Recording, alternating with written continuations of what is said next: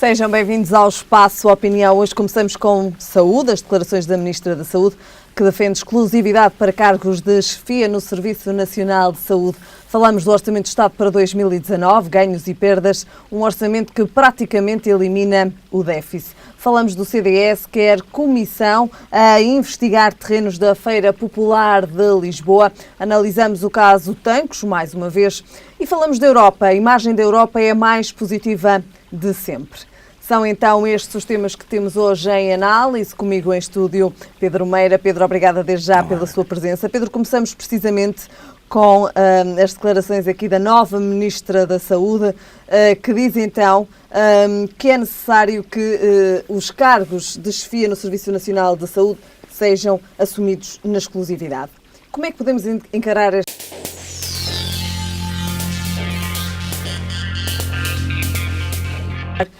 Qual é o papel, ou qual vai ser o papel da Ministra da Saúde, precisamente aqui, então, enquanto nova Ministra? Olá, Helena, boa noite e boa noite a todos os telespectadores que habitualmente nos seguem. Portanto, Helena, esta nova Ministra da Saúde, Marta Temido, é uma Ministra jovem, com 44 anos, que surgiu agora, portanto, nesta renovação governamental feita por António Costa. Digamos que não foi uma substituição, uma renovação surpresa na área da saúde, porque sabíamos que a área da saúde era uma das áreas mais criticada e alvo de críticas por parte, portanto, da oposição e por parte também dos utentes, no fundo, da saúde, do Serviço Nacional de Saúde.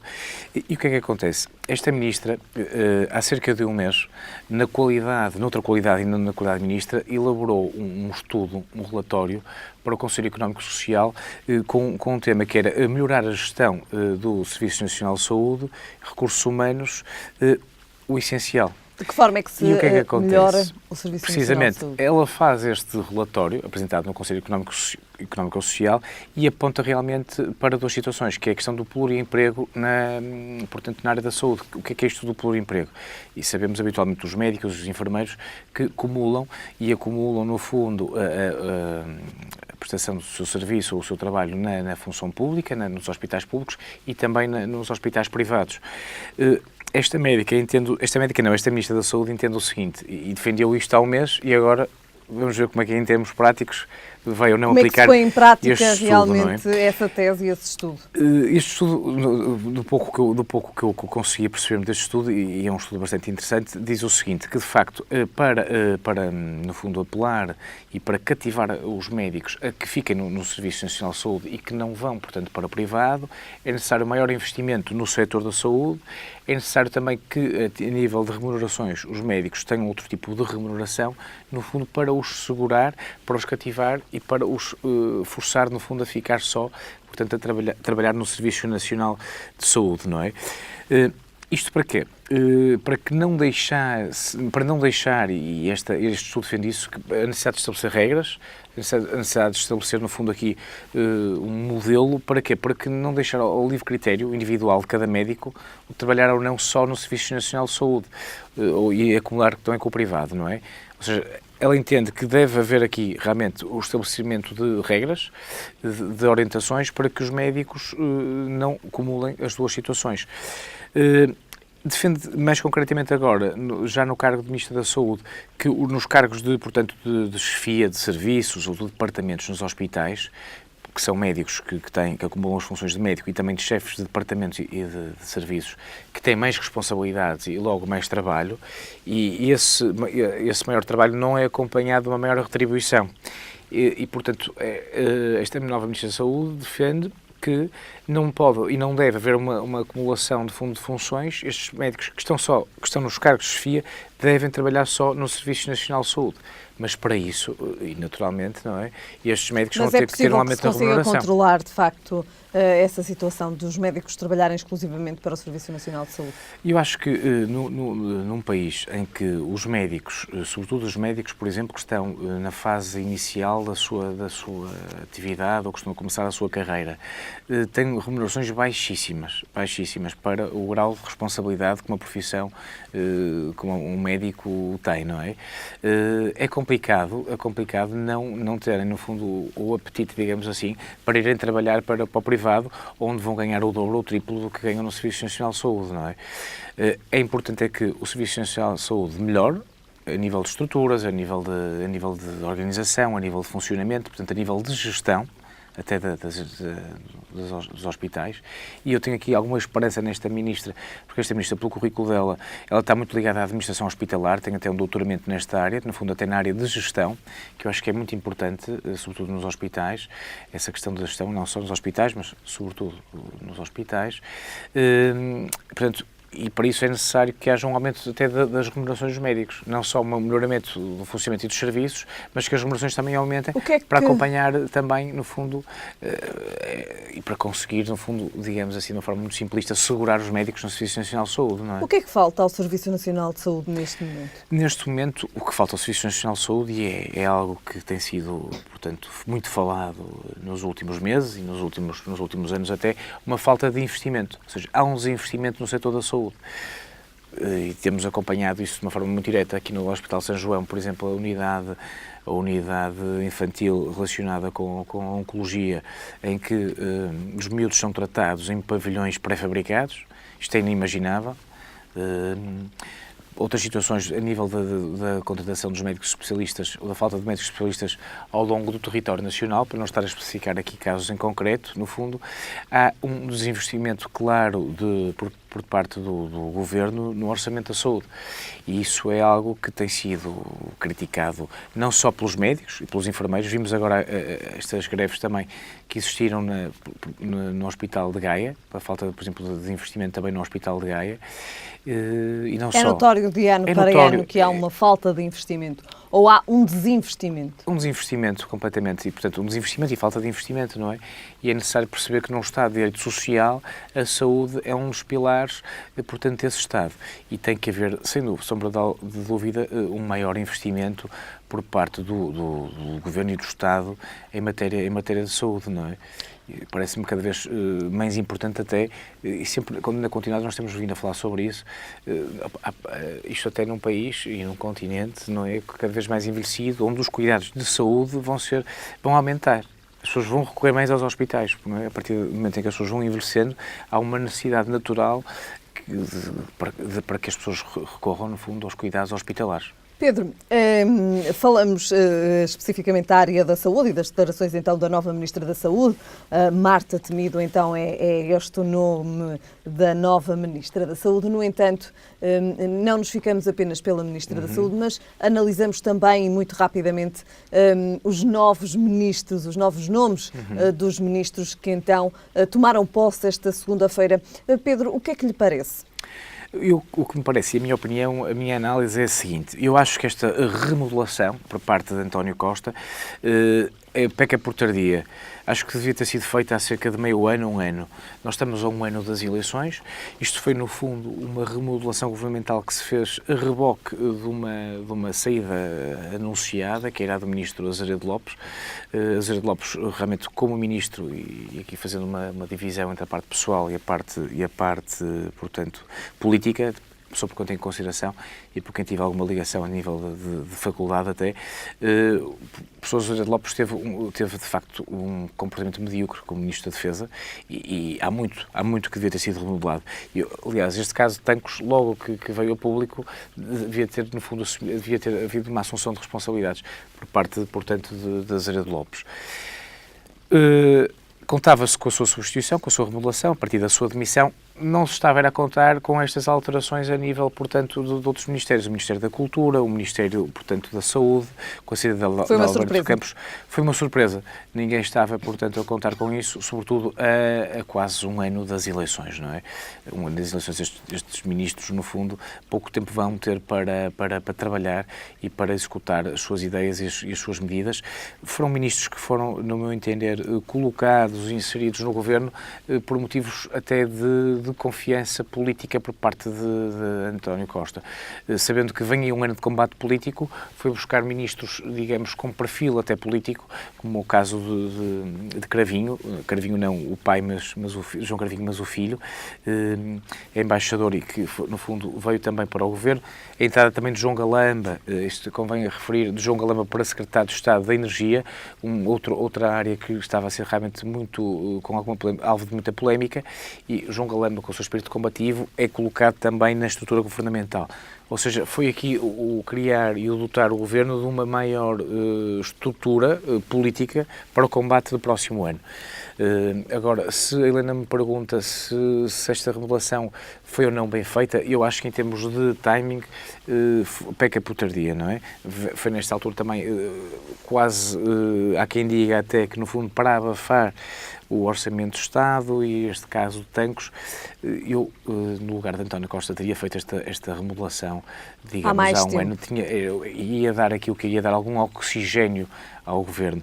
Aqui, eu neste momento não estou a dar um bocado de oxigénio, eu diria que lhe estaria a dar assim de uma imagem, já que estamos a falar de saúde, a dar algum soro para que o Governo se aguente neste próximo ano, que vai ser um ano, creio eu, extremamente duro para o Partido Socialista. Muito bem. Pedro, é também o ano 2018, é o ano em que, de facto, se estabelece e se define o Orçamento de Estado para 2019. Vamos pegar nas palavras do Ministro das Finanças, que diz, então, que o Orçamento é feito de equilíbrios.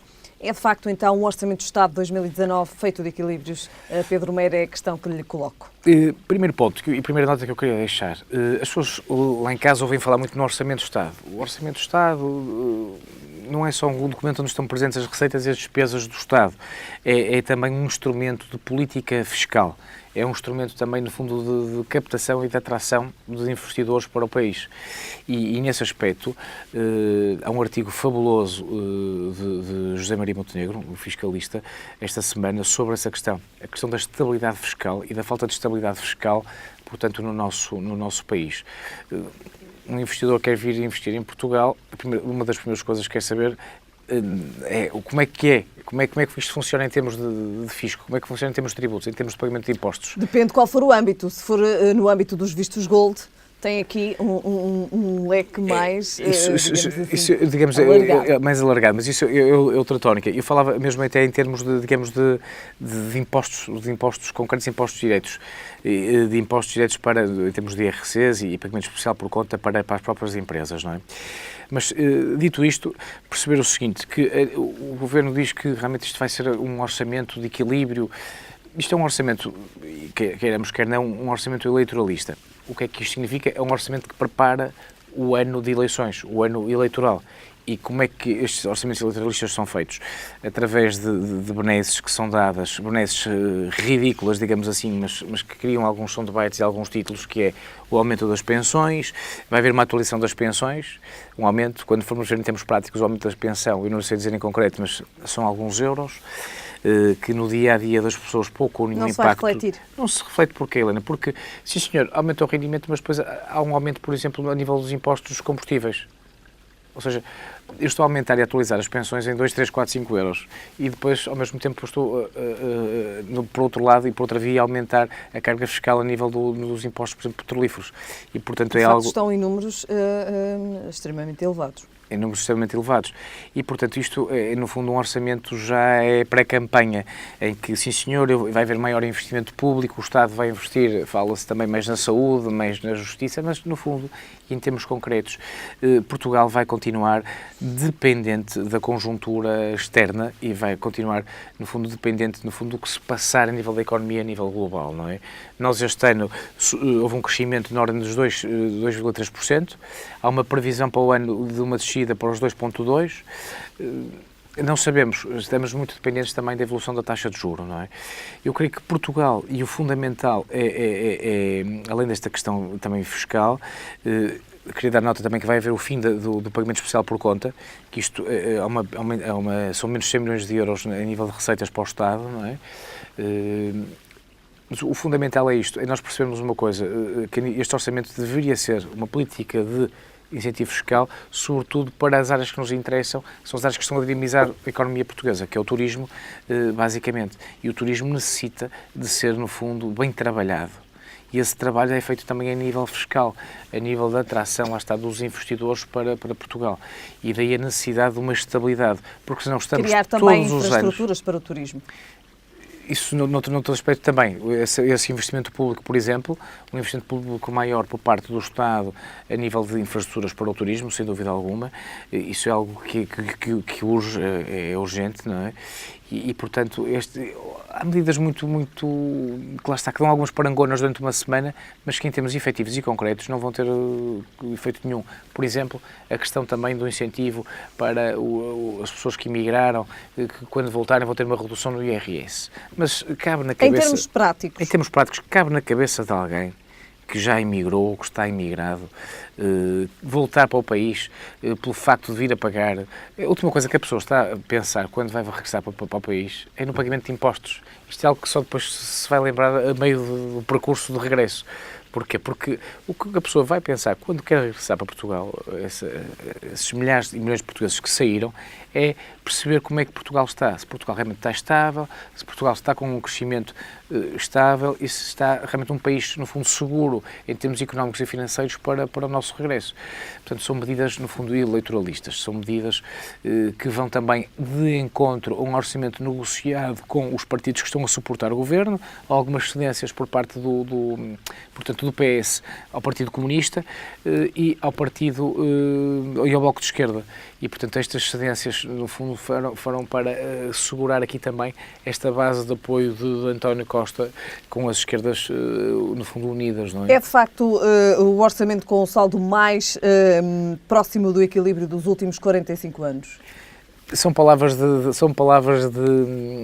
Centeno, do Ministro das Finanças.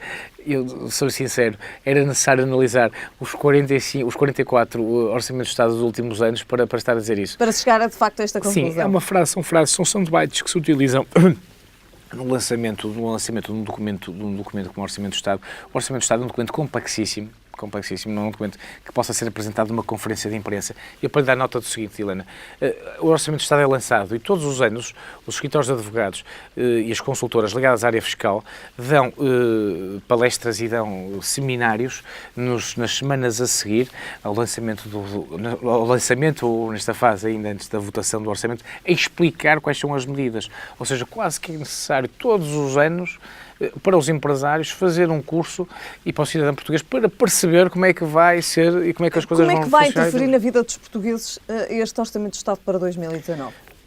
Quero que eu lhe diga de uma forma muito objetiva qual é a minha opinião. Tudo vai continuar na mesma. Vamos estar dependentes, o país que realmente manteve-se nestes últimos anos estável, com um crescimento, digamos, assinalável, até podemos dizer, mas à custa muito de desinvestimento em muitas áreas. O tal desinvestimento, por exemplo, na saúde, que sempre se fala, o desinvestimento na justiça, o desinvestimento em várias áreas. Na educação também. Na educação, o desinvestimento público. E depois o Governo vai ter aqui outro problema sério, que é o seguinte, que é a questão do descongelamento das progressões nas carreiras. Por exemplo, na função pública, não é? Dizermos assim, sim senhora, a luta é maior dos professores porque tem os sindicatos mais interventivos e mais ativos. Mas não são só os professores. Os funcionários judiciais estiveram em Lisboa, no Terreiro do Paço, a protestar na semana passada. Isto depois vai ter um efeito, no fundo, É um ano marcado pelas greves do ano 2018 e pela contestação. Eu estou convencido que pode ser um ano marcado pelas greves e pela contestação. Isto porque também, batendo sempre naquela tecla que nós costumamos dizer, ano de eleições, o Bloco de Esquerda e o Partido Comunista são partidos que foram feitos não para governar, mas para estarem na oposição e que, para terem, no fundo, uma prova de vida, necessitam de quê? De pôr os seus braços armados, que são os sindicatos, a funcionar. Estamos a terminar este tema, Pedro. Isto de uma forma muito geral, porque o Orçamento do Estado é um documento complexíssimo, as pessoas falam no Orçamento do Estado, mas é um documento muito complexo e, portanto, e que pode ser analisado de várias perspectivas e de várias óticas, não é? Muito Agora bem. dizer que é um orçamento com maior equilíbrio do déficit Financeiro de 45 anos... dos últimos 45 anos. Pedro, muito rapidamente falamos do CDS, quer comissão a investigar terrenos da Feira Popular de Lisboa. O que é que está aqui em causa? O que está aqui em causa, Helena, é o seguinte, o CDS está a ter um papel muito ativo a nível da oposição, não só nacional, mas também na oposição local, não só em Lisboa, mas em todas as outras autarquias. Pelo país? Pelo país, isso é verdade seja dita. E o que é que aconteceu em Lisboa? Em Lisboa, como o CDS neste momento tem 4 vereadores, é portanto a segunda força política em Lisboa, e muito bem, de uma forma que a mim me parece muito bem feita, fez um pedido de sindicância ao Ministério Público, à Procuradoria-Geral, relativamente a um projeto da antiga Feira Popular, um projeto urbanístico chamado pela Câmara como Operação Integrada de Entrecampos. E o que é que acontece? O CDS põe em causa aqui a área de edificabilidade. O que é isto? É a área que se pode construir naqueles lotes que vão ser feitos naquela zona, não é? A Câmara Municipal de Lisboa quer pôr uma área de edificabilidade X para aqueles lotes, mas quer aproveitar também nessa operação para criar uma área de edificabilidade na área do domínio público ao lado desses lotes, chamando a Operação Integrada de Entrecampos. Ou seja, aproveita também para criar ali quase uma nova cidade naquela zona. O que é que acontece? A nível da legislação, há um regime jurídico dos instrumentos de gestão territorial, onde se enquadra o tal plano diretor municipal, que no fundo faz e cria o zonamento das cidades, onde diz aqui não se pode construir, aqui é uma área verde, aqui pode-se construir até X andares. E a Câmara fala de uma operação integrada. Essa operação integrada, o conceito de operação integrada, não existe juridicamente. Não existe, não está previsto em nenhum diploma do regime jurídico dos instrumentos de gestão territorial, em nenhum. E, portanto, o que o CDS diz é que este índice de edificabilidade não pode ser, de facto, não pode ser aproveitado também, além das áreas que estão a lotear, para as áreas do domínio público. E pede o quê? Pede que o Ministério Público averigue e sindicalize ou não a legalidade desta medida portanto, que o arquiteto Salgado, que está na Câmara Municipal de Lisboa há muitos anos, que é, no fundo, quem chefia a Câmara Municipal de Lisboa, saber ou não se esta operação, este projeto urbanístico é ou não legal e válido. Muito bem. Pedro, passamos agora para falar e analisar também aqui um pouco o caso Tancos. Novas revelações? Tancos é, digamos, a telenovela do ano, não é? Como eu costumo dizer. E Tancos é revelador, de facto, do desgoverno de António Costa e como António Costa perdeu, no fundo, a mão ao seu governo. António Costa tinha, pura e simplesmente, após o desaparecimento de armas de um paiol em Portugal, o Sr. Ministro da Defesa tinha que assumir responsabilidades e demitia-se. Ponto final. Vem também um pouco de encontro ao nosso primeiro tema, que foi precisamente então aqui a remodelação do governo. A remodelação. Pode continuar, Pedro, não é esperar quase pelo final do ano, pelo Natal, para se demitir ou para quase obrigar o Ministro a demitir-se. Uma série de inverdades e de falsidades alegadas quer pelo Ministro, quer pelo Governo, não é? E o que é que me parece? A nível também a nível das estruturas militares, devia ter havido aqui consequências. E acho que Marcelo Rebelo de Sousa, como chefe supremo das Forças Armadas, devia ter tido aqui outro tipo de intervenção. Não é só falar 20 vezes por dia, é necessário às vezes ser duro e ter um papel mais interventivo em determinadas áreas. Acha que não foi suficientemente interventivo relativamente ao caso Nós, Tancos? neste momento, temos o quê? Temos um Major Vasco Brazão, não é? Que é erguido e a prestar declarações quase semanalmente e diariamente no âmbito aqui deste processo do desaparecimento das armas de Tancos. O problema é este, é que já não é só o desaparecimento, foi o desaparecimento e depois o aparecimento. E o aparecimento das armas, no fundo, simulado pela Polícia Judiciária e Militar. E que implica aqui que também perceber se, de facto, todo o material que foi roubado apareceu ou não. Helena sabe? Eu não sei, ninguém sabe. Em Portugal, neste momento, ninguém sabe se o material que veio a notícia, que desapareceu o material e armas, digamos, de algum peso e de algum calibre em Tancos. Entretanto, durante os meses investigou-se, procurou-se, a Polícia Judiciária Militar andou no terreno a tentar descobrir quem é que as roubou e como é que as roubou. De repente, a Polícia Judiciária Militar vem a público dizer que as armas apareceram. Agora, veio a público também que, afinal, esse memorando que esteve nas mãos do chefe de gabinete portanto, do Ministro da Defesa, também um general, que disse que as armas tinham aparecido. Não todas, algumas. Agora chega-se à conclusão que as armas não apareceram, afinal, não apareceram todas. Passou um ano, estamos a falar de uma situação gravíssima e as responsáveis ainda não foram apuradas. Não é? Foram apuradas politicamente com esta admissão, mas não basta, não chega. E eu acho que aqui Marcelo Rebelo de Sousa devia ter tido outro tipo de intervenção, outro tipo de papel, porque é, de facto, o chefe supremo das Forças Armadas. Não é? Muito bem. Vamos ver até quando é que isto vai durar. Passamos para o nosso próximo tema, passamos para o último tema, depois então aqui também de termos analisado o caso Tancos, de termos feito uma breve análise, por assim dizer, do caso Tancos. Pedro, a imagem da Europa é a mais positiva de sempre, isto numa altura em que decorre a fase pós-Brexit. Isto é um tema muito interessante e ainda bem que falamos na Europa, Helena, porque nas últimas semanas tem-se falado muito do Brasil e eu vejo muito português interventivo relativamente às eleições do Brasil e eu gostava de ver esses mesmos portugueses interventivos também relativamente à Europa e às eleições no fundo, para as instituições europeias que vai haver para o Parlamento Europeu no próximo ano em Portugal. Que seja debatida a Europa, porque acho que é muito importante que isso seja feito até para a nossa geração. Os países têm por pertencer a este projeto. Os benefícios, europeu. As responsabilidades que têm e o futuro mesmo da Europa. Nós atravessamos momentos muito delicados na Europa e que não são falados nem abordados, como a questão da imigração, etc. Não é? E este estudo de opinião... O turismo também, que já aqui algumas vezes abordámos e que de facto também deixa a Europa à prova. Precisamente, e este estudo é muito interessante porque eu acho que não vai de encontro, pelo menos à minha opinião, ao que eu sinto no dia-a-dia, não é? Portanto, que há 68% dos europeus que acham benéfico que o seu país pertença a esta Europa dos 28. Em Portugal, 78% dos portugueses acham que é benéfico Portugal pertencer à União Europeia. Só que isto é o maior valor que foi registado desde 1983. Se eu perguntar, e se a Helena perguntar a algum dos nossos amigos como é que funciona o Parlamento Europeu, como é que funciona a Comissão Europeia, eu tenho a certeza que 98% não sabe, não tem consciência. Sabe que há uma Comissão Europeia, que há um Parlamento Europeu, não tem consciência que o que é produzido lá, a legislação que é produzida lá, as diretivas e os regulamentos, muitos deles e as diretivas têm que ser aplicadas depois na legislação portuguesa, muitas dessas pessoas não sabem. Isto tem que ser discutido. Nós envolvemos demasiado nos problemas da América do Sul e temos que, no próximo ano, debater muito a Europa. Porquê? Porque a Europa tem um problema de falta de liderança, não há dúvida nenhuma. Como é que nós podemos ter um Juncker a liderar a Europa, uma pessoa com dores ciáticas permanentes, e sabemos o que são as dores ciáticas dele? Que credibilidade é que isto dá a um continente, não é? E depois temos realmente lideranças fraquíssimas. Tínhamos a Angela Merkel, que era o rosto mais forte a nível da União Europeia nos últimos anos, mas que tem vindo a perder alguma força a nível interno. E vamos ter um problema gravíssimo nos próximos anos com a questão da imigração. É uma questão que Portugal não sente tanto, porque não recebemos tantos imigrantes quanto isso, como os outros países que já estão a sentir na pele, na economia e no seu dia-a-dia. Estamos a terminar, Pedro. Estes problemas de imigração e, portanto, é um tema que eu acho que é muito interessante e cada vez que se falar, começar a falar mais a nível de... É preciso falar mais da Europa, é preciso falar mais do projeto europeu, dos desafios e também dos pós e contra de pertencer à União Europeia. É uma ideia que eu defendo. Muito bem. Pedro, terminamos então hoje a falar da Europa e então a imagem da Europa é a mais positiva de sempre. Pedro, voltamos a ver-nos daqui 2 semanas. Obrigada. Obrigado. Foram então estes os temas em análise hoje no Espaço Opinião com Pedro Meira. Nós estamos de regresso amanhã.